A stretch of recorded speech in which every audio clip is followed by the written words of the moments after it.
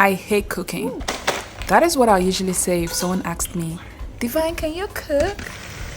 But the truth is, I don't actually hate cooking. I just hate the idea of laboring in the kitchen for 2 hours, only for 2 minutes of pleasure. Okay, I guess there are a few things in life that's actually worth the 2 minutes of pleasure. But that's not what we're here to discuss today, okay? Anyways, I found this viral Turkish pasta recipe on TikTok and it only takes 15 minutes. I was like, hell yeah, let's make it. So this is my Nigerian Turkish pasta. I don't want anybody coming to say, this is not how they make. This is my own version because in my usual fashion, I have to bring my Nigerianness to it, okay? So the difference in my own recipe is that I do add Nigerian seasoning. So I put in my knorr, I add some tin tomato, I put in every type of seasoning you like, okay? This is where you can actually introduce your own special spice to it. Another little trick that I did was also to boil my pasta in the chicken broth. In the original recipe, you just have to boil your pasta in regular water, but I do this because I want my pasta to have some taste. Once all that is done, I cut up my vegetables and I set them all aside, and then I go to make my special chili sauce.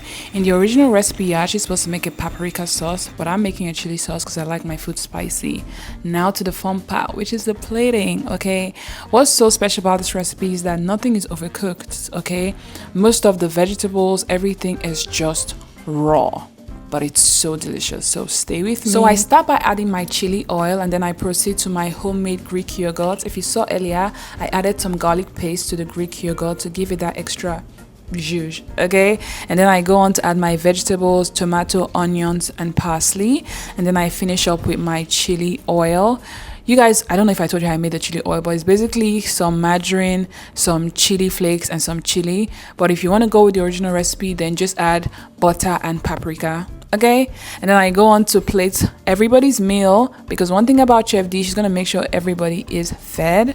And then I added some sesame seeds just to get that extra crunch. And to the fun part, the taste test. Let's see how this tastes. Oh my god, this is so good. How else do you know the food slaps if I'm not dancing? Oh my god, this food was so good. The burst of flavors, the crunch, the beauty, the color. I think I may have just found my new comfort meal. This is so good.